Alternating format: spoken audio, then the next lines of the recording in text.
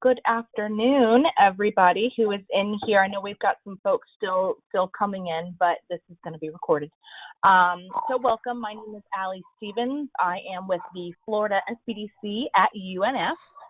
Thank you for attending today, the webinar Rethink, Reinvent, Reopen, the 9 Must-Dos so your business starts racing. Just a couple housekeeping items. Everybody is muted, so if you have questions, please direct them to the questions section of your control panel, and we will address them at the end of the presentation. Also, you will be receiving a survey after the presentation is completed. Please let us know your thoughts. Any feedback is helpful for us, especially in this time of strictly webinars right now, so that it helps us to continually improve what we're offering for your small business. So we appreciate your feedback. And finally, as I mentioned, this is being recorded, so you will receive a copy of the recording link later today once it's made available. So I'm going to hand it over to my colleague, Greg Grant with the SBDC to introduce our speaker. Greg. Thank you, Allie. Again, I want to welcome everyone to the Rethink, Reinvent, Reopen webinar with SBDC and Action Coach. I have the distinct pleasure of introducing Steve Gorison. He has been operating with Action Coach here in the Jacksonville area since 2004. So 16 years of working with business owners. Action Coach actually has been working with about 15,000 businesses on a regular basis each week. They have quite a large reach, and it's just a pleasure to have such a distinct representative of Action Coach sharing knowledge that's going to help business owners. One thing about Steve that's near and dear to me is 30 years of marriage. With his wife, has 4 kids, as well as running a business. So who else to better learn from than someone that can balance life and business at the same time? I mean, that is just really amazing. But what connected me with Steve as well is his vision. He has a vision of success and prosperity for business owners and providing re-education that provides a platform and just innovation and innovative ways for us business owners to be successful and make an impact. You know, here in our county, in our states, in the city, and in the nation, and it's needed more now than ever before. I mean, he is very committed to helping business owners make a better life for themselves and their family, and I just connect with that type of atmosphere and that type of goal here in the city. So without further ado, I would like Steve to take over the mic, tell us about the 9 must-dos, and I'm excited to learn today. Well, thank you very much, Greg and Allie. I appreciate you guys inviting me on and to speak with everybody here today. And I hope everybody is feeling good and doing good. And so let's just sort of jump right in a little bit. You know, basically, there's no old way of doing things. There's only a new way of doing things. And right now, a lot of what I'm talking about with my clients, it's a lot has to do with mindset. So there's the content that we're talking about today, and then there's the context. So I'm going to talk a little bit about trying to put everything into context, and then end up the webinar with focusing on those 9 must-dos and how to really come out of this as we're beginning to open up. How do we go and open up, and we're sprinting instead of crawling? You know, and the things that we have to keep in mind is, you know, right now we have to sort of almost reinvent everything, rethink how we do things. We have to think through the customer's process of, you know, how do we just give merchandise to a client? How do we meet a client? These are all like basic things, but we have to rethink them in this new day and age. And it's these little things that are really important that will make us stand out really among our competitors as we go in. And we have to sort of be synced with and conducive with the sort of the mindset of humanity right now, because the mindset of humanity has really changed. So with that is, the one thing I want to sort of say is I'm going to be talking a lot about this crisis, but I'm going to take it from a business point of view. There's the health crisis, and then there's the business crisis. There's a lot of people that are hurting out there right now, and I'm going to be saying things that maybe it might seem a little coarse, but there's a lot of people hurting. There's a lot of people that have lost lives, and we're not trying to minimize that. But we're focusing is where do we need to look ahead as business owners. So with that, I'm going to get sort of started in here. I'm going to hide my webcam a little bit so you can focus on the screen. And so let's take a look as we go. All right, so what is it that we all really want out of life? When it comes down to things, we all want more time, more money, really more freedom, right? Is my slogan that I always tell clients and people is what I do is help people work smarter, not harder, so we can get their businesses working harder so they don't have to. Why? Because the business shouldn't suck your life out of you. It should be really the vehicle to help you get what you want more out of life. So with an action coach, we teach a really basic success formula. It's called B times do equals have.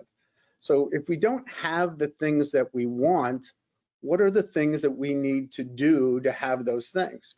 And I bet you if I pulled up a survey right now and asked people is, do you know what the top 10 things that you need to do right now to be more successful, but you're not doing them? I bet you mostly everybody can come up with really 10 things pretty quick. You probably fill up a whole page, right? So if we know what we need to do to be more successful, to have the things we want, why don't we do those things? And a lot of it has to do with the B, is who do we need to become to do those things necessary to have the things that we want? A lot of times working with a lot of business owners, they're really good at being a technician in the business. My dad was really good at what he did, but no one ever taught him how to run a business. No one ever really taught him how to be the owner of his business. So right now, I think within where everything is in today's day and age, as entrepreneurs, we need to be the leaders out there. We need to be in the forefront. And to be able to do that, there's different things that we need to do. And sometimes there's different things we need to learn how to do or get better at to have the things that we want. And so I want to start off with that and sort of really talk about the mindset of and how business works.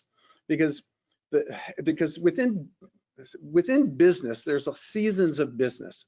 And this season is sort of, it corresponds to the same as a farmer out there, right? So the farmer knows that there's their spring, this is what he does his planting, and then there's summer, fall's the harvest time, and there's winter. Well, there's the same cycle that goes on in business.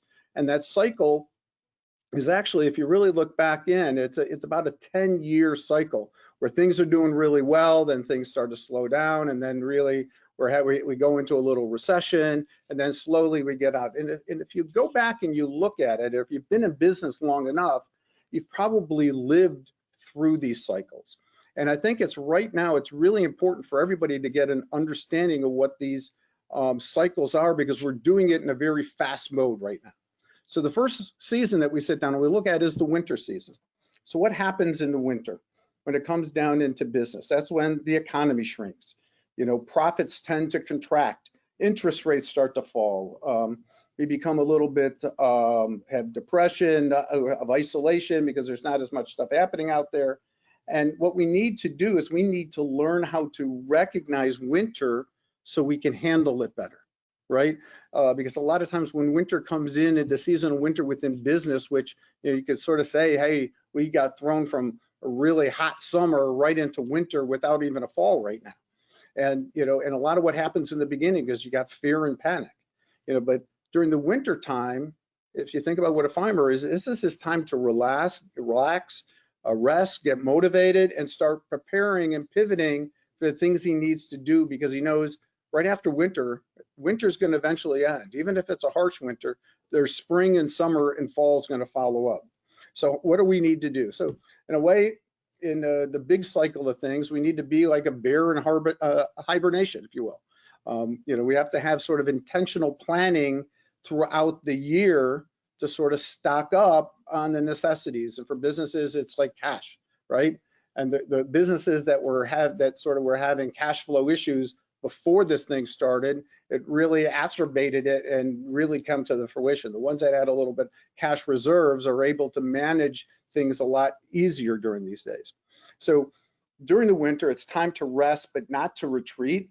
And this is where we start to work on our pivot strategies to shorten the winter cycle and then start preparing for spring.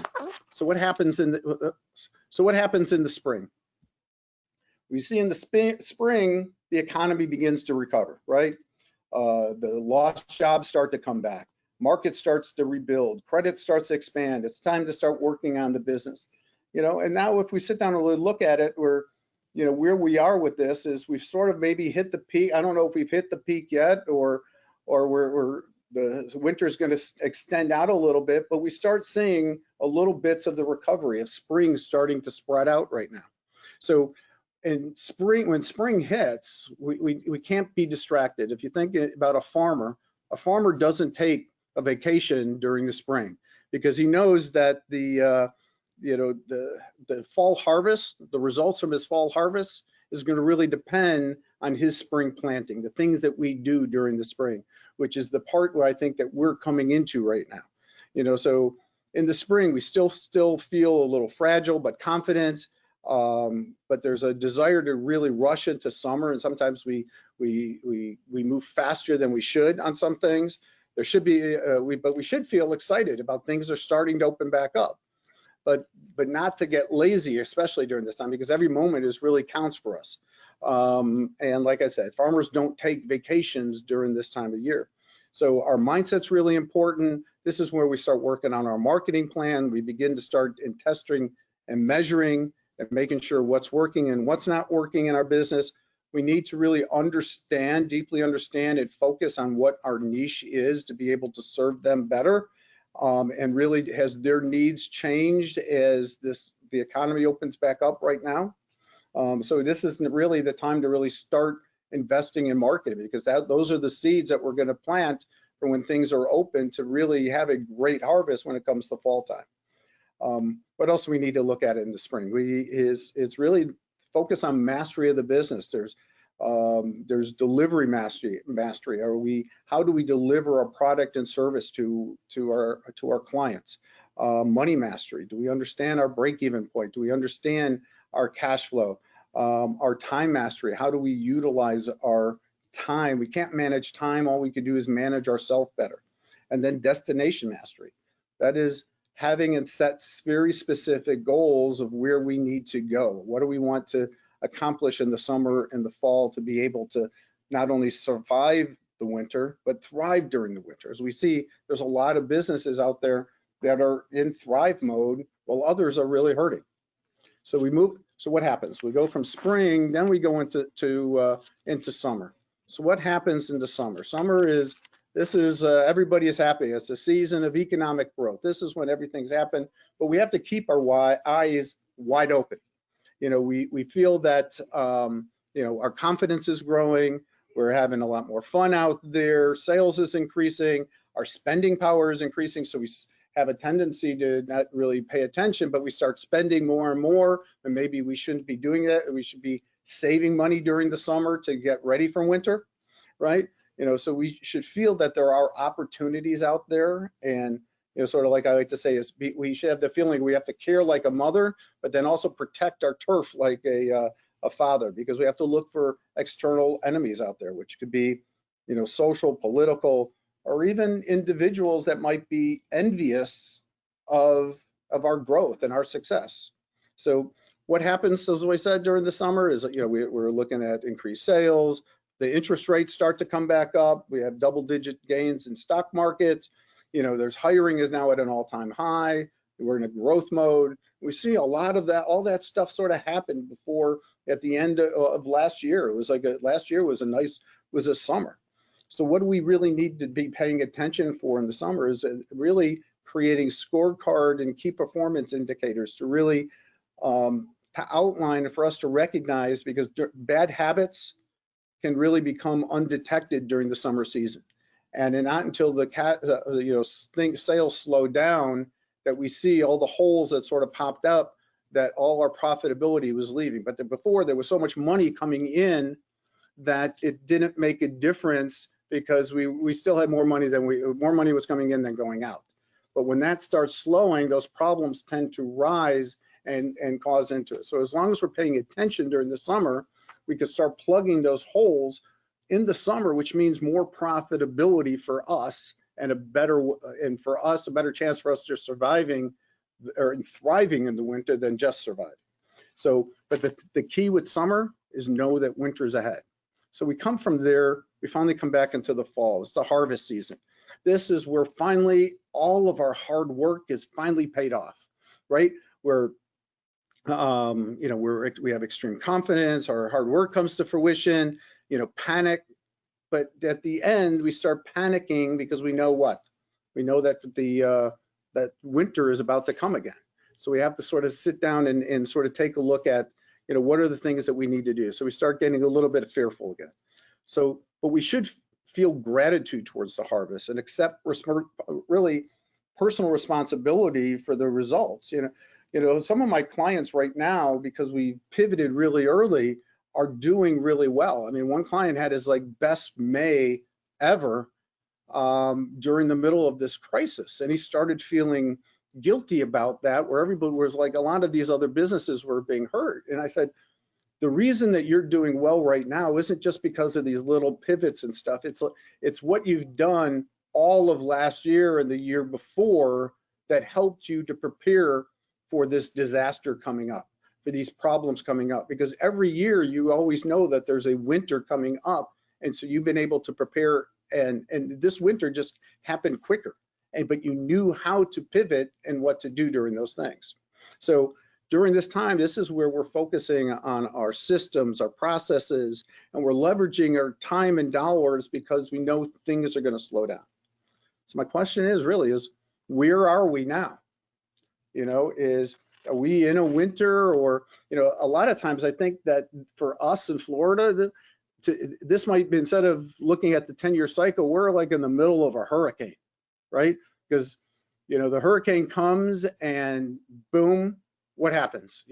Businesses shut down, but then it slowly, as the hurricane goes, we hit the backside of it and some more comes, it gets calm, and then it gets crazy again. And then all of a sudden, things slowly go back to normal. And I think that's sort of where we're headed to right now. So I want us to think about this as, we're right in the middle of this coronavirus, this economic crisis, and it's all about our mindset of how are we going to think about things. Jack Canfield, in his book Success Principles, he has a success formula, which is E plus R equals O. O is the outcome. And every time we set out our goals, there's this event, whether it's big or small, that comes and blocks our journey towards this outcome that we want to do.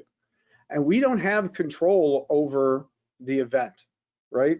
The only thing that we have control over is what? Is our response, is how, because we are responsible. We are response-able to how we could affect it. With all this negative stuff that's thrown at us right now, in our mind, there's negative things that are coming at us and positive. We have the ability we don't always have to answer the door when there's a negative thought that comes in us, right? We could just sort of keep it shut and not let those negative thoughts affect us and our emotions and our feeling, and stay focused on the outcome. Now, our response, we can't have the same response that we initially had. We have to pivot. And that's where a lot of businesses have succeeded, and some of them were still struggling. And on the screen here, we see there's a change curve. When this first started, there was a lot of shock and denial, and then we went into a little bit into frustration and anger, and then for some businesses, they went down into depression. And then eventually it's like, okay, I got to do something. So they accepted the situation that they're in, and then finally went into problem solving mode. So where do you believe that your team and your customers need you to be? They need you to be in that problem solving mode, because you're in business to help your clients. They have issues or problems or have needs, and you're in business to help them. right? So we need to, so what I've been focusing on with my clients is to go straight from denial into problem solving mode. Is we need to pivot. We don't have time to get frustrated and anger. And that's the whole thing is don't focus on the event, focus on the outcome, because when we're all in, when you and your team and everybody is synced in a problem solving mode, then we're proactive, we're planning forward, and and then we're starting to execute effectively, and then we're able to start making daily and weekly adjustments to that plan.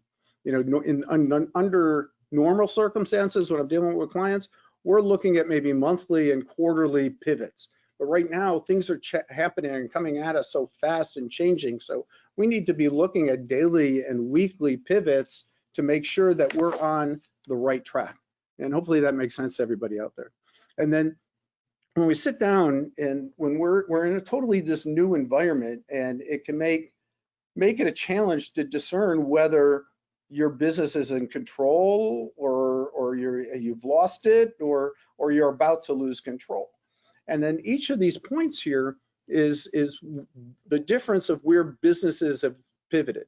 But even when you get down to the lost control, you still have that ability and to change and to pivot your business. And hopefully everybody that's on this call already has made that pivot, and their business is in a situation where they're not in the desperate mode of where they lost their business or God forbid they're down that they're totally closing and they're into liquidation mode. But we always have a choice of when to do it. So we need to sit down and focus on it. So when I talked about things, when we sit down and we look at this coronavirus, the coronavirus I don't think is really the disaster. The global lockdown isn't the disaster. When you try to put things into perspective, and again, I'm not talking about the health part of it, I'm talking about the business part of it. So I want to be clear on that is, when you sit down, ravages of war, that's a disaster. That's a total destruction of communities and cities and whatnot. Or when we sit down and we look at what happened last year in Australia, as we see the fires that swept across that, or here at hurricanes that totally wiped out the whole Caribbean and just flattened some cities. That's a disaster. Those are things that just totally, that you just don't know how to handle. There's no response to that except to just pick up the pieces and move on and try to rebuild. And I think where we're at is it's not as bad as these natural disasters. So when we sit down and we look at it, we have to look at natural disasters in the past and where that mortality rate is. And it really depends on how much time people had to prepare and adapt for an event. So when you sit down and you look at it, so we had, was it yesterday or the day before, there was an earthquake in Mexico, right? So when the earthquake hits, what happens is nobody's planning, it's just boom, it's there, right? And then that's when that's the mortality rate is. If buildings collapse, people get crumbled, all these nasty bad things start happening to people if it's a real bad earthquake. But then still slowly over a period of time, things start to come back and get back to normal. And eventually people are able to sit down and rebuild. But I think that right now what it is this COVID thing is a little bit different. I think it's the opposite. We had a little bit of time to prepare, even though a lot of us was in denial, but then boom, in Florida, the governor shut us down. In the city of Jacksonville, boom, okay, this Friday we're all closing, right? And boom, disaster hit. But I think what's going to happen is, as we're seeing this right now, is even during this crisis, some businesses have been able to flourish and have their best months, right? So why? Because it's like a man-made crisis, if you will, from a business side, not the health side, the business side. So I think that when the things really start to open back up, it's almost going to be like a Black Friday sale. People are going to sit down and they're going to want to be able to come in, because I think there's a need for people to buy stuff. Even the people that were out of work, they got some extra cash from the government. Businesses, some businesses that are sort of hurting, and some of the businesses that got the PPP is for them, they weren't hurt, but they were still back in, and it was like the government was just paying the payroll for that time to help them be able to actually stay in business and reinvest into their business. So we need to sit down and take a look at, most importantly, where are we at, and to be able, because this is the area where there's opportunity, and an opportunity miss is going to happen. Because if you're ready to open, or if your clients are ready to purchase from you, but you're not ready to open, or your suppliers aren't ready to be able to serve you, you're going to run into some problems, and they're going to look somewhere else for their business or other people to solve their problems. So this is a time where we really need to sit, and as a business owner, we need to prepare for battle. We need to be able to take advantage of the opportunities out there, because there's some businesses that didn't survive. There's some businesses that haven't got into the problem solving mode yet, and their clients are going to be looking for someone that can serve them and help them. And this is a great opportunity for us to really be able to step in and shine, because we have to look at a variety of different areas. So I hope that sort of makes sense to us. So let's sort of see, what path do we want to take out of this, where we sit down and we're coming in here. So if we look at it in January, business, everything was doing well, right? We started getting, things started kicking off. I know all my clients had plans that 2020 was going to be one of their best years ever. And then February, it was like, boom, this thing really started coming in. By March, boom, we started feeling the effects of it. By mid-April, boom, businesses were closed. And then by mid-May, all the pivots that a lot of businesses started to do were starting to come, and we adapted our business model to the really of what's happening out in the marketplace. And now we have three choices. We can come out of this crawling, we can come out of this just sort of walking through it, or we could really plan ahead to be able to be coming out of this sprinting and being able to really thrive and take advantage of all the opportunities. Because if you look in every downturn, of every economic downturn, is when the greatest amount of wealth was created for people that were looking out and were able to take advantage of it. I'm not talking about hurting other people or whatever, but there's opportunities for us to be able, if people are willing and ready, to be able to take advantage of that. All right. So with that, I just wanted to sort of put the context of what we're looking at right now. So now let's go in and let's rethink, reinvent, and what do we need to do to reopen. So the number one thing that we need to do is re-educate and repair. So obviously something that's plain as day, we don't have to spend a lot of time in it, is that everybody here has got to study the local rules and really put into common sense as we start opening up. And the one thing they say about common sense, it's not so common, and we see that as far as how some people are, as we open up, and how some people are being more safe than others, if you will. But the things that we need to do is that when we're sitting down and we're planning this stuff, we have to really, as I sort of said in the beginning, we have to walk through the process now from our customer's point of view, from the customer's experience.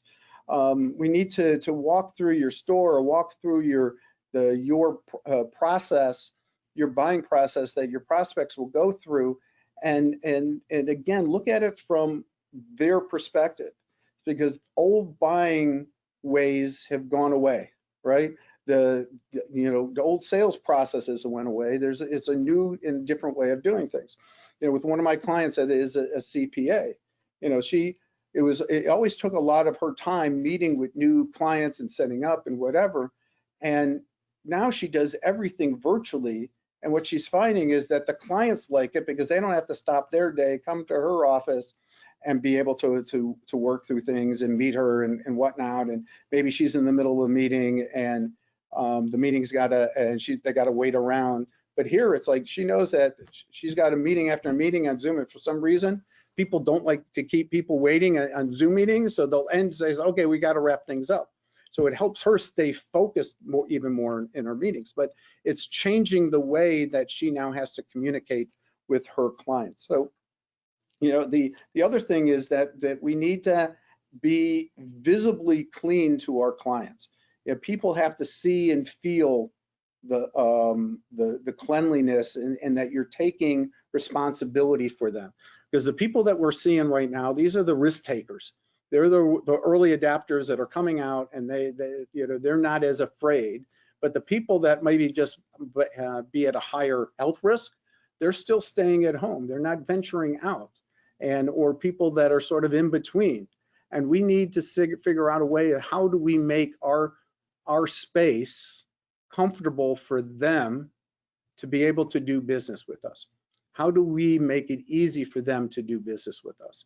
And the thing that we have to also, the last area here is we have to be, flexibility is the key. We have to be very flexible, because if you think about when you opened or started your business, you had these great plans, but you had to really pivot very fast because things you never thought about, things happened and popped in. So we need to be able to pivot and look not only for problems that pop up, but for new opportunities that happen at the same time.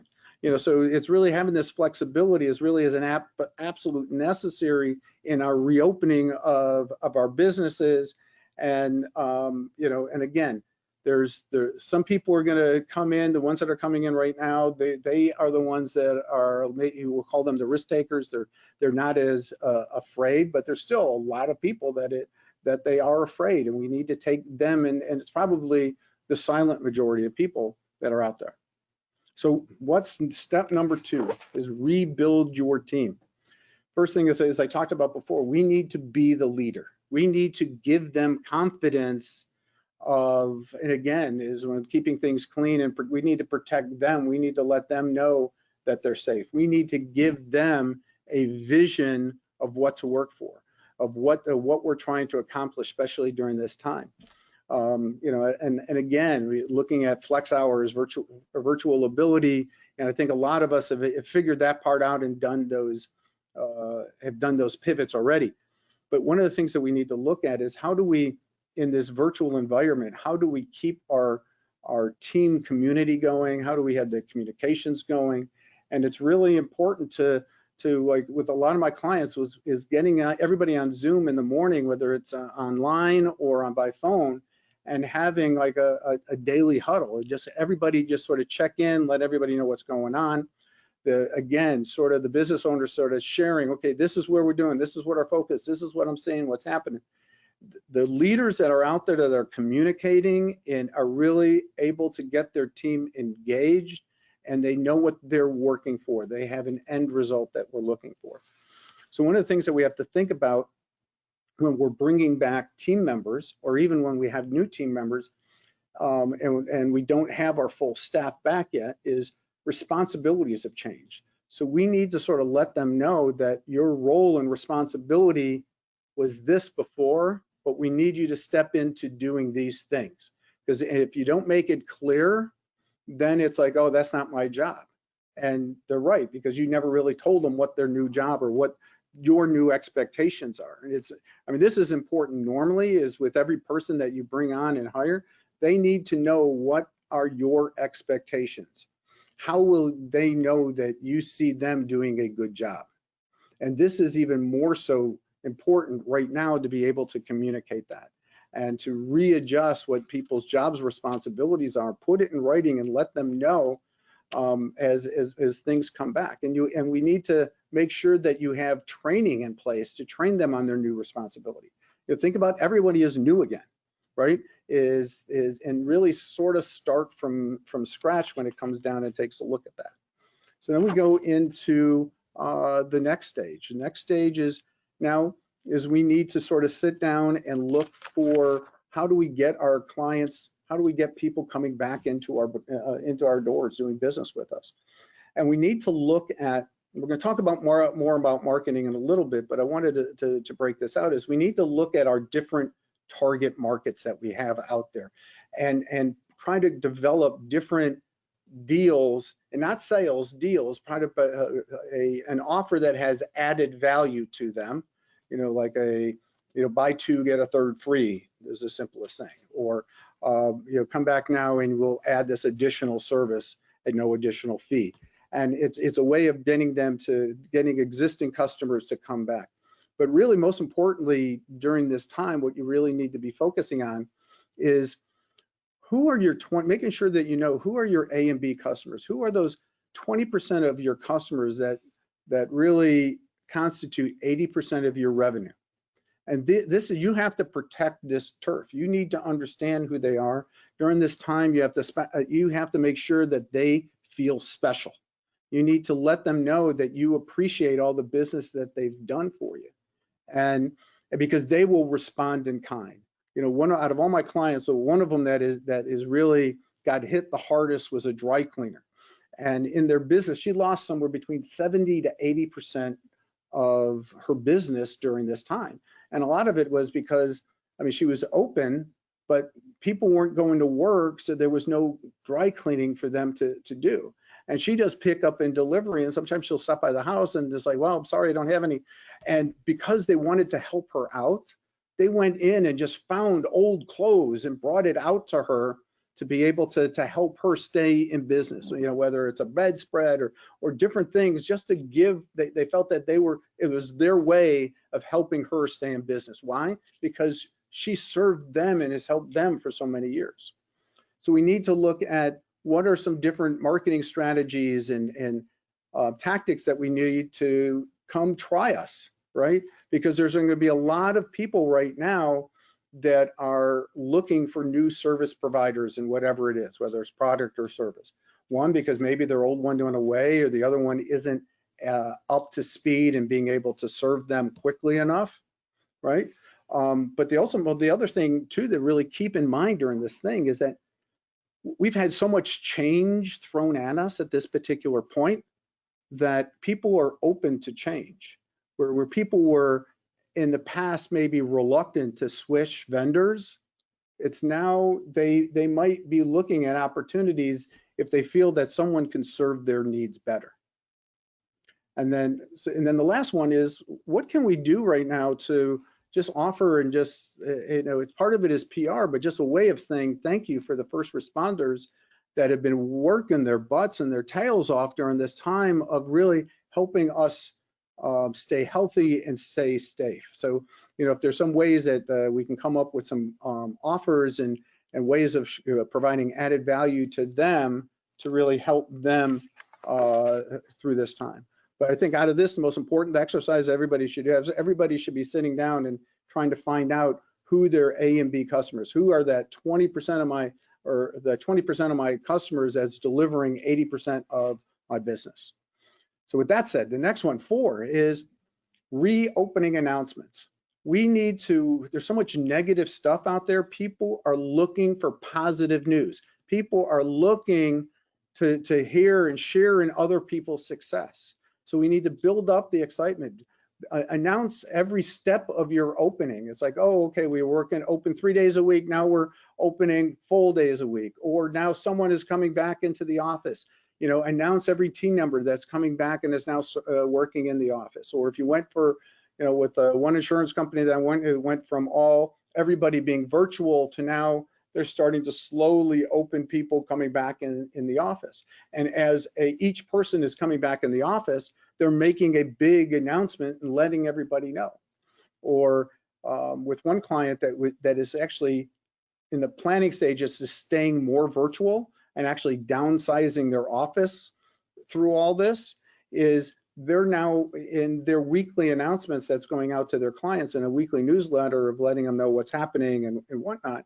They're now also reintroducing each of their team members, and so people can have, even though they won't be able to see them, they're going to start building a relationship with it. So those are things that right now is really important. So, you know, announce your team, you know, any sales that you're doing, opportunity, announce dates of what's happening, basically announce everything. The more stuff, it's a great, because so much people right now are on social media more than in the past. It's a great effective way of letting people know that, hey, you're open, you're doing well, come out and support us, right? So now let's go into what's 5, is redo it. It's a continuation. It's redo our celebrations. Like for each one of my clients that their store was closed and they're opening up with the insurance companies, when we get the majority of the people back in there, we're going to do a big to-do and have a ribbon cutting and videotape that. And whether people come out on it or not, they're going to maybe invite some of their friends or whatever, but they're going to post it all over their social media, and then they'll get their friends to sort of post it out. And sort of, we need to get these announcements out. You know, just celebrate that, hey, we're surviving, we're still here, right? You know, celebrate your team, and you know, some of the ways that we talked about before, or going in and thanking your team on social media and individually of stepping out and above the call of duty during this time, and share some success stories. Celebrate your customers, your vendors. You know, share with them on social media and plug with them. You know, is look with them and sort of, you know, especially in B2B, and some of these businesses are hurting, and just sort of say, hey, congratulate for all the hard work and everything that you're doing for us, right? Is just celebrate as many different things and push as much positive news that we can have. Just try to make it memorable, and if there's ways to make it newsworthy, you know, that's the way we have to do it, because with the excitement, that's how we can start getting people coming back in. Whoop, going the wrong way. All right, so let's go in. All right, so let's get down to, that was sort of the fun stuff in there. So now we have to sit down and really what it comes down to is I always like to say is marketing is math, right? Is how much does it cost us to buy a customer? We need to know what our numbers are, is how many leads are we coming in? What's our cash flow situation at? And because every decision that we're making right now is either going to make us money or it's going to cost us money, you know. And you know, if you were used to maybe just having quarterly meetings with your CPA, you know, you need to be looking at it, maybe doing them monthly at the longest, but really you need to be looking at this on a weekly basis. On some businesses, you need to be even working on it on a daily basis and know your numbers. You know, with my dry cleaner, what we were sitting down and focusing on was even though they were closed on certain days, on the days that they were cleaning, if someone dropped it off, even though they were working in the back, but somebody sort of came in the front, they would still accept clothes. So they were keeping actual track of the days that people started bringing in clothes, and so they knew what days was better to start opening up as they started to, you know, now they're opening up 5 days a week, where before, when they started within this crisis, it was just 2 days a week. But they were able to open up in a smart way that made it easier to serve their customers and made it easier for their customers to do business with us. You know, the other thing is, you know, look at what is your break even and your profit break even is, you know, look, you know, the break even, if I could spend a whole webinar just talking about this, but, you know, we sit down, we have our fixed costs, and then every time we sell something, there's a variable cost in there. So that's the total cost within our business, but that total cost line is going to go up with every sale that we make. But there's a point to where our sales line will cross that, and every sale that we make is now going towards profitability in our business. So we need to sit down and really have to understand what that number is in the business, because our cost structures for a lot of businesses have changed. And so we need to really know what those numbers are. And a profit break even is I always get my clients to go in and say, okay, so how much profit do we want to make? All right, let's throw that number into the fixed expenses and then rerun the break even formula and say, okay, this is our break even to be able to be growing and delivering this type of profit in the business. Let's see, what else is out there? Really is those that have been gotten PPP funds and other grants and whatnot is use the government money wisely, right?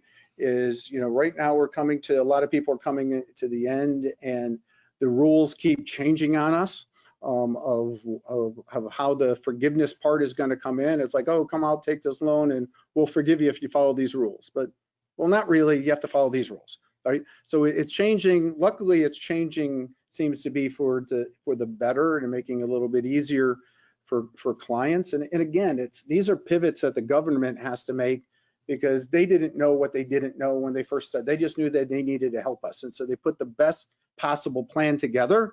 And now they're figuring out where it is, and hopefully they're making these pivots quickly that could really help as many different businesses as possible. And then the other thing really is to understand is that, as I said before, is still it's important. We're still in winter. We need to make sure that we have cash on hand and increase as much cash on hand as possible. And for some businesses that were struggling along, the PPP money was that extra security blanket. They had enough money to squeeze by and pay there, but they weren't making any money. So it sort of was a way to gave some businesses, I think, a comfort zone, but allowed them to be able to work and expand business, or to even try to bring on new team members. And I really didn't talk about it before, but I mean, hiring, when we're talking about team, really one thing it's really hard to try to even bring back your team, because sometimes they've already gone on and found another job. You know, there's a lot of businesses have been hiring, so the people that you thought were going to come back might already have found another job, or they might have another commitment and might not be able to come back as quickly as you wanted them to come back. So those are things that you have to sort of keep in mind. You need to really understand, how do we need to sell our business, because recruitment is really sales. You're selling why somebody would want to come to work for your company, and to really be part of your team, be part of your culture that you've created over these years. So now let's go into it. And the next thing is really talking about our marketing and our sales. Marketing, if you haven't done it already, your marketing messages have to change. I remember, like in the beginning of this cycle, I kept getting these marketing emails from all these different companies providing me services, and some of the services I was somewhat interested, or I saw a need for, but their message to me wasn't clicking. And so I turned into coach and sort of sent them back and said, hey, you know, this reason to do business with you is no longer valid. These are my issues. These are what you need to be talking to people about. Thank you very much for reaching out to me. And I always got some really good positive feedback, but you need to sort of sit down and we need to be more in a help mode or an education mode, in helping as many people out there as possible. You know, one of the things that I did in my business and changed is, and Greg was sort of part of it, was I created the Jacksonville Business Huddle. And then we started out, when this first crisis started, I was just giving free coaching sessions for a half hour every day, group coaching sessions where business owners were able to connect and come together. And now these people are now coming back to me and asking them, how can I help them on a more long-term basis? Because I wasn't out there trying to sell people. I'm sitting there trying to help them, or offering free coaching sessions to any business that was really out there. And then going back to what I said earlier, there's a lot of fear and worry that's out there. So our marketing message has to be attuned to that, you know, and to be able to make people feel comfortable within your sales process, or to be able to do business with you.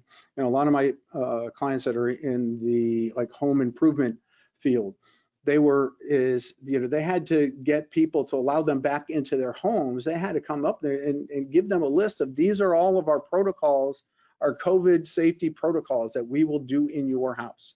And probably 90% of them are things that they already did anyways, but just communicating that to the client lowered their fear level and was allowed them to be able to close more sales.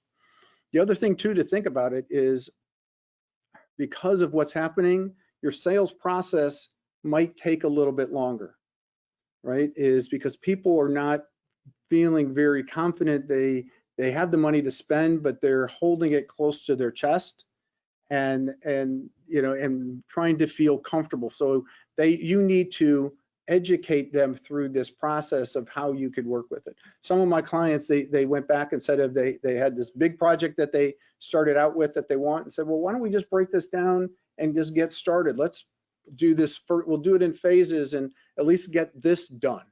And that was something easier for them to commit with, and it was able to shorten that sales cycle. But if that sales cycle is longer, you need to figure out is, how do I what new touches do I need to create for clients during this time to let them know that you're there, and then why they should still choose you over your competition? What value do you give to them? So it's communication that promotes your value proposition to the clients. It's a great time to be able to step up and get video testimonials for clients. Use a could go ahead and use Zoom and just have a conversation with your clients on Zoom, and boom, now you have a nice testimonial you can put up on your webpage, put on social media. Zoom is making it super easy to get video testimonials for people. And then the sales process itself, if you haven't been doing it before, it has to become more customer centric. We need to be asking questions because, you know, we never lose a sale because of price. We lose a sale because of they didn't believe in our value proposition. So when does a sale occur? In my sales training, this is sort of what I teach, is that a sale occurs is when there's a compelling need that a client has that's met by a credible solution that has perceived value. And right now, the client's needs have not changed, but their compelling need has. The need that they have that will make them make a decision now as opposed to later. And you now need to understand what that compelling need is, because then that's how you are going to reposition your product and service to them. Hopefully that makes sense. So, and then by doing that, you will now be able to sit down and show them the value that you provide to them, because you're giving them, you're solving a problem for them. You're helping them get what they want. And then the other thing that we talked is important right now is making sure that you're building your database and your relationships, right? One of my clients, the dry cleaner, what they found is she didn't have updated database on a lot of her clients. She just had some street addresses, but no emails or phone numbers. And so she had to go back and start collecting this data so she can make that part of the communication that we have out there. So, I mean, I could probably go do a whole webinar on this one slide and all the different things that we could do, but this will at least give you some ideas in it. And then most importantly is gratitude. We need to now start thanking everybody. And, you know, obviously your customers for continuing to do business with us and stay at your team, you know, obviously for those of the people that have stuck out and worked longer hours and have really helped you to stay in business, but also people you don't think about, your suppliers, your bankers, your accountant, SBRN, you know, for all the things that they do for the business owners in this community. And don't just send an email. It's time to do the handwritten notes, right? Because those will make you stand out. And you should really even be doing this to politicians and thanking your representatives and the mayor of all the things that because why? It will you will stand out among everybody else. They will know your name and that you will be part of their conversation as they tell people, because they get a zillion negative notes, but how many positive notes do they get and people thanking them for all the things that they've done, right? And then also thank fellow business owners and, you know, and just sort of, hey, understand where they're coming from and say, hey, I appreciate it. You know, with my dry cleaner, because the restaurant reopened, that sort of helped her business. So she went and really sent the thank you note to them and said, hey, I appreciate you opening back up has sort of helped my business as well. So hopefully some of those things make sense. But it's really important is during this time when all this craziness in this world is going around us is really show some gratitude to the people that have really helped us, especially not survive, but to really even thrive during this time. And the last thing is either rewrite or it's time for you to write your plan. Is what is your plan to thrive and to strive out of this? You know, think about where you are right now, and you know, for third quarter, what is your plan that you're going to do? And really start going from, you know, July, August, and September. How are we going to do? And the one thing that we know about plans, as soon as you create them, they're obsolete, they're out of date. But why? So why do we go through them? Is because it's the thought process that goes into it. It's just because the goals are the same. How we get to them, we're going to have to pivot along the way. But if you don't have it in writing, it's hard to know what pivots are working and what's not. And we need to have that 90-day plan to thrive, because reopening is harder than closing. Closing is boom, it happens. So reopening, it takes more thought, and it's really right now is we can't afford simple mistakes. So those are the 9 really action things that we need to do to rethink, reinvent, reopen.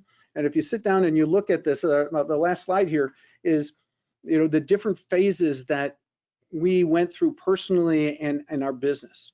And right now we're sort of in that warm up to sprint phase. Some businesses are already in the sprint phase, right? And this is the time we need to start figuring out is how do we get our staff to return? How do we retrain? How do we get new employees?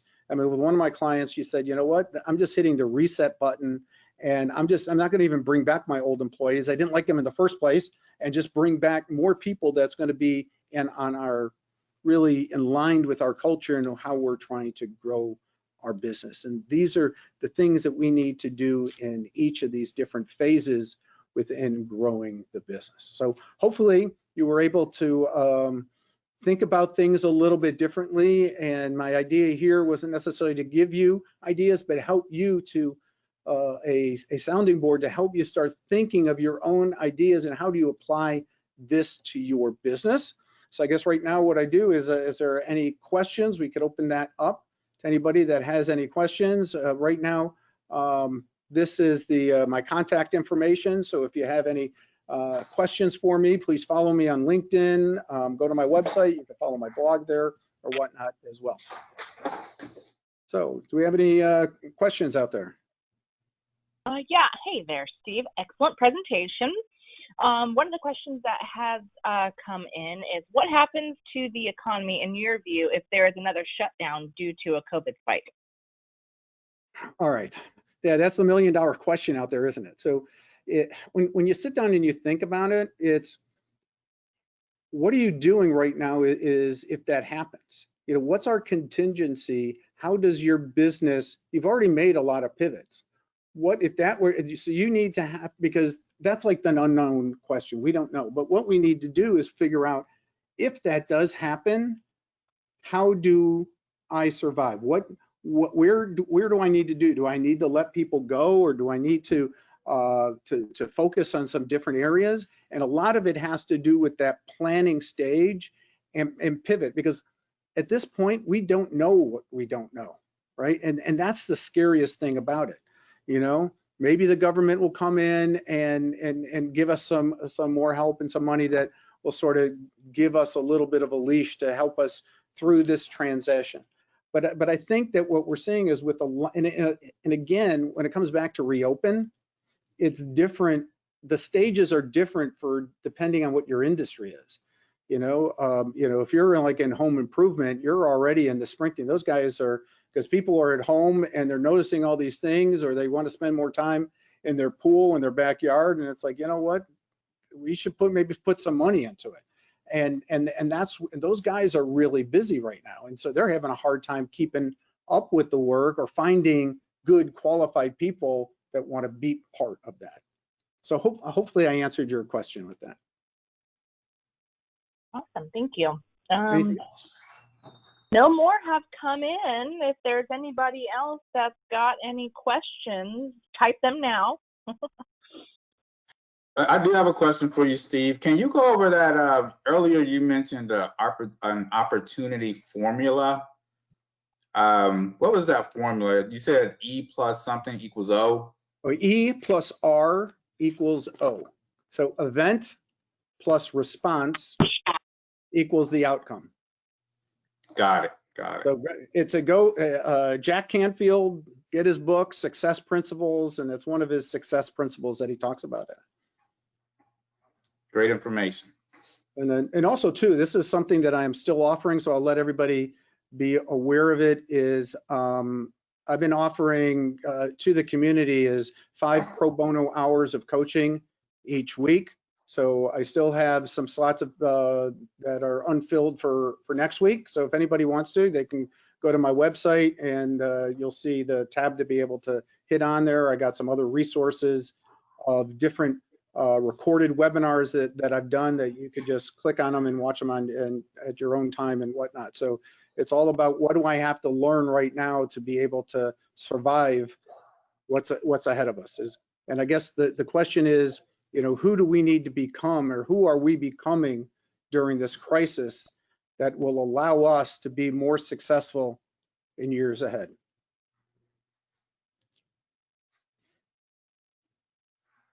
Anything else?